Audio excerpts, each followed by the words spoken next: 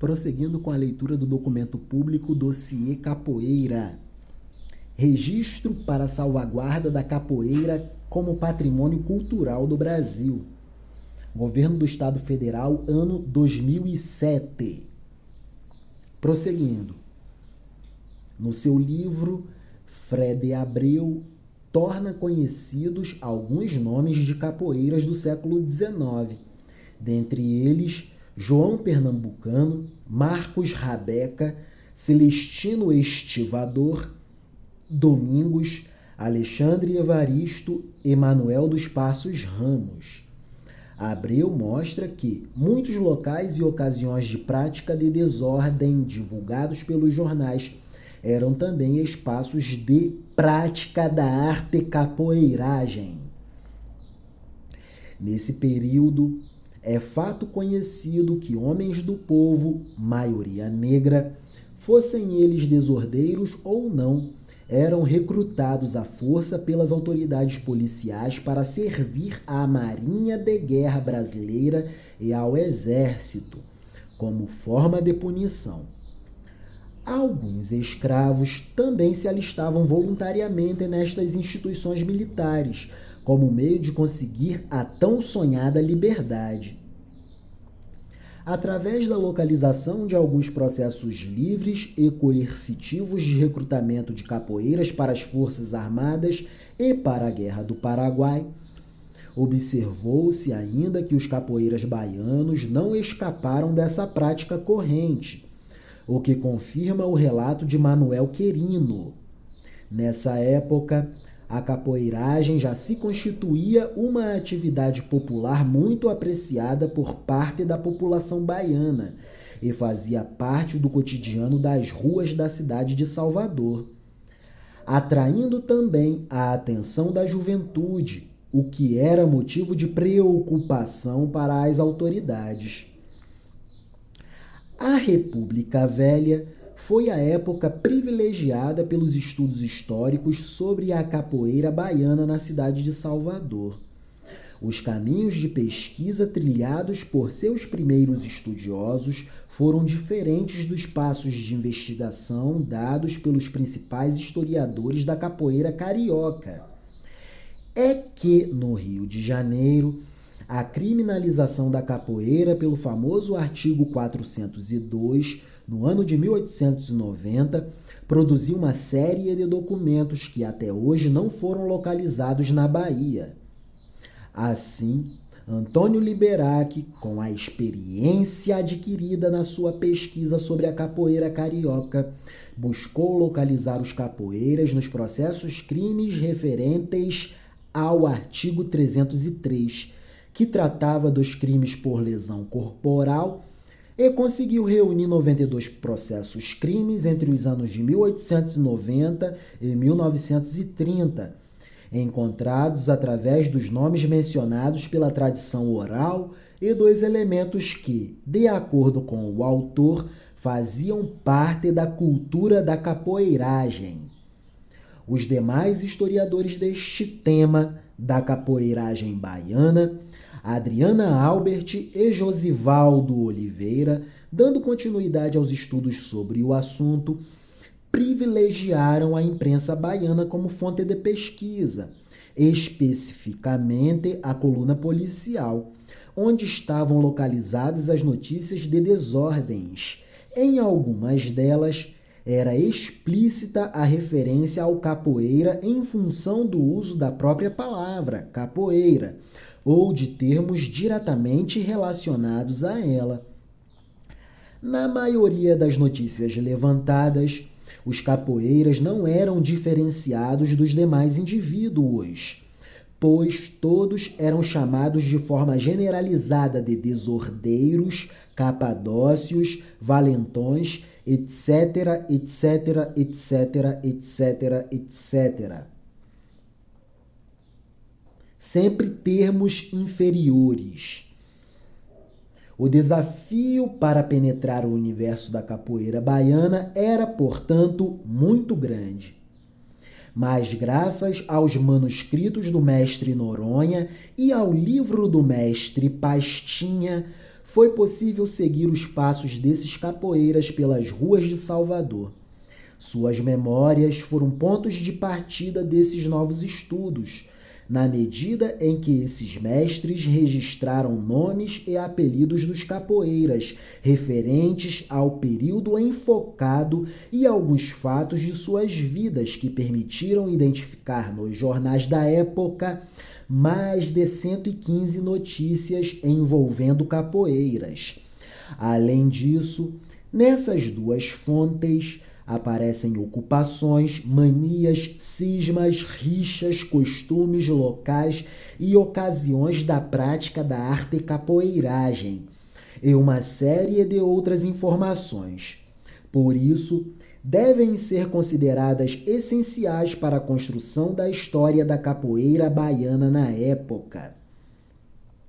Os estudos revelam que os capoeiras não eram um bando de vadios e... Os estudos revelam que os capoeiras não eram um bando de vadios e vagabundos, como escreviam os jornalistas da época, sendo grande parte deles trabalhadores. Contudo, assim como a maioria da população soteropolitana, os capoeiras eram trabalhadores de rua, trabalhadores precarizados. Viviam de ocupações esporádicas e intermitentes, ou seja, tinham um ritmo de trabalho bastante irregular, o que lhes proporcionava períodos de ociosidade, entremeados por momentos de diversão, algo assemelhado aos trabalhadores informais e precarizados de direitos e garantias trabalhistas e previdência social de hoje em dia no Brasil. Que legal! A gente percebe aqui a associação da prática da arte capoeiragem com a formação dos comércios informais nas principais cidades do Brasil do século XIX. Mesmo sendo trabalhadores, os capoeiras também podiam ser desordeiros, uma vez que muitos deles simplesmente viviam no mundo das ruas, batiam tambores, jogavam capoeira, cometiam crimes e algumas vezes até matavam. Em síntese, transgrediam os padrões e as regras da ordem pública em vigência. A maioria dos capoeiras dessa época trabalhava como carregador e estivador, atividades muito ligadas à região portuária. Outros eram carroceiros, peixeiros, marítimos, engraxates, pedreiros, marceneiros, chapeleiros, donos de botecos e casas de jogos, vendedores ambulantes, leões de chácara e até policiais. Além do padrão ocupacional apresentado, esse volume de documentação permitiu a construção do perfil dos capoeiras dessa época. A maioria deles possuía apelido, nasceu entre as últimas décadas do século XIX e os primeiros anos do século XX, quase todos no estado da Bahia, com maior incidência em Salvador e no Recôncavo Baiano. Com relação ao grau de instrução, a maior parte dos capoeiras era analfabeta. E quanto à ocupação, como já foi dito, muitos realizavam trabalho braçal, principalmente na região portuária e no comércio de rua informal da cidade de Salvador. Que associação fina! Analfabetismo grande entre os capoeiras, comércio informal da cidade de Salvador. Que beleza!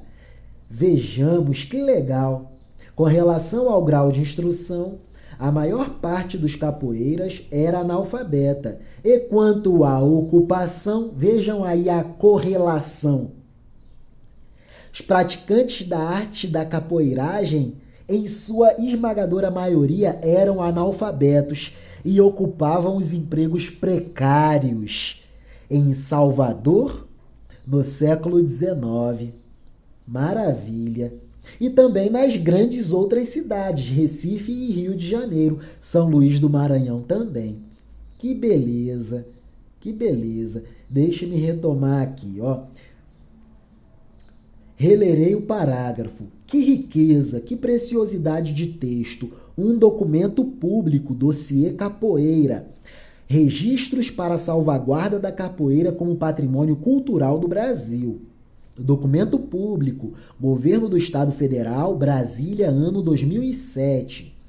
Além do padrão ocupacional apresentado, esse volume de documentação permitiu a construção do perfil dos capoeiras dessa época. A maioria deles possuía apelido, nasceu entre as últimas décadas do século XIX e os primeiros anos do século XX. Quase todos no estado da Bahia, com maior incidência em Salvador e no Recôncavo Baiano. Com relação ao grau de instrução educacional, a maior parte dos capoeiras era analfabeta. E quanto à ocupação, como já foi dito, muitos realizavam trabalhos braçais, principalmente na região portuária. Capoeiras analfabetos que ocupavam postos de trabalhos precários, trabalhadores braçais, nas áreas portuárias e no comércio informal de Salvador.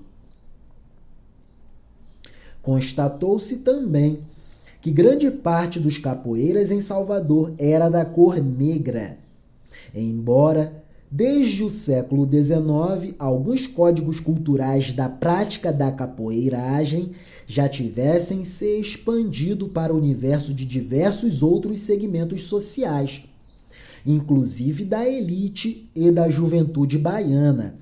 A arte capoeiragem com tentáculos em todas as classes sociais, capilaridade de penetração em todos os círculos sociais.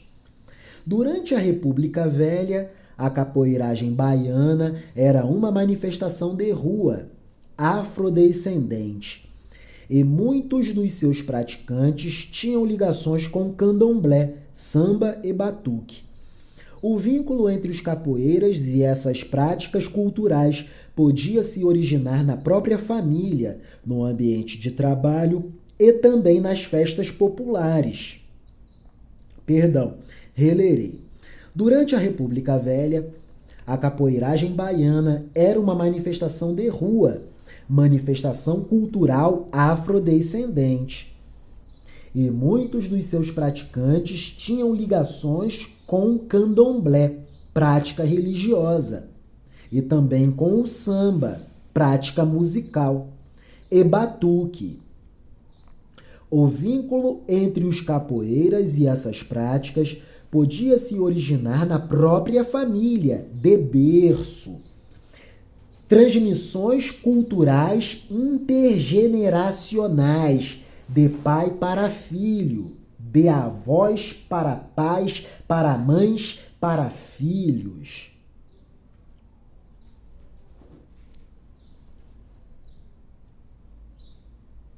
O vínculo entre os capoeiras e essas práticas podia se originar na própria família, no ambiente de trabalho ou também nas festas populares.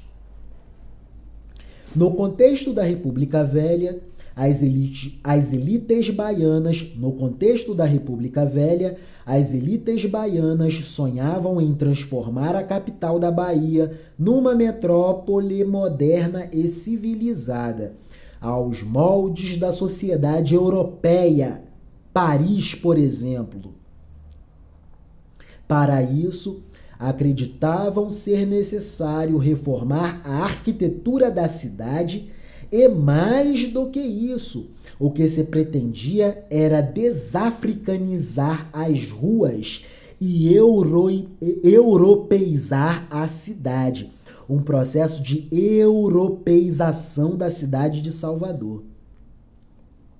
No contexto da República Velha, as elites baianas, as elites soteropolitanas, sonhavam em transformar a capital da Bahia numa metrópole moderna e civilizada, aos moldes da sociedade europeia, por exemplo, da sociedade parisiense do século XIX. A inspiração sempre foi a europeia. Por isso que fala-se que, originalmente, o Brasil é formado a partir de uma cultura europeizada, eurocentrizada, uma espécie de eurocentrismo na formação cultural brasileira. Mas isso vai se modificando ao longo do tempo. É só observarmos que a capoeira, na virada do século XIX para o século XX, acaba sendo também objeto das conversações modernistas brasileiras, digamos assim. As conversações modernistas brasileiras, do modernismo brasileiro. Vamos privilegiar a cultura nacional.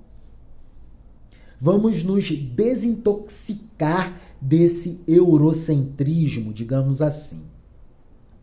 No contexto da República Velha, as elites baianas sonhavam em transformar a capital da Bahia numa metrópole moderna e civilizada, aos moldes da sociedade europeia. Para isso, acreditavam ser necessário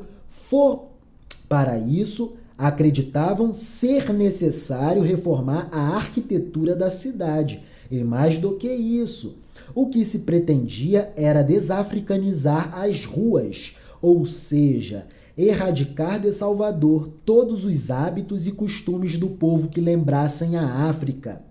Grande parte da população soteropolitana era composta por negros e mestiços, e o cotidiano da cidade era marcado por diversas manifestações da cultura negra.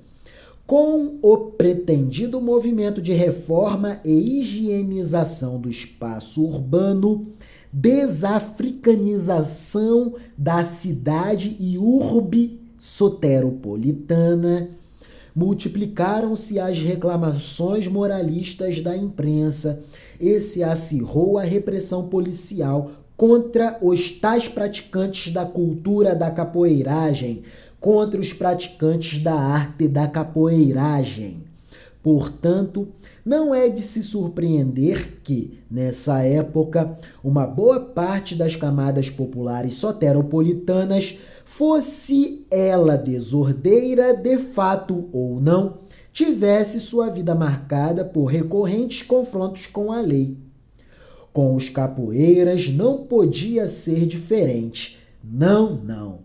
É isso, arte da capoeiragem na Bahia. No próximo vídeo continuaremos com a nossa conversa sobre a prática da arte da capoeiragem.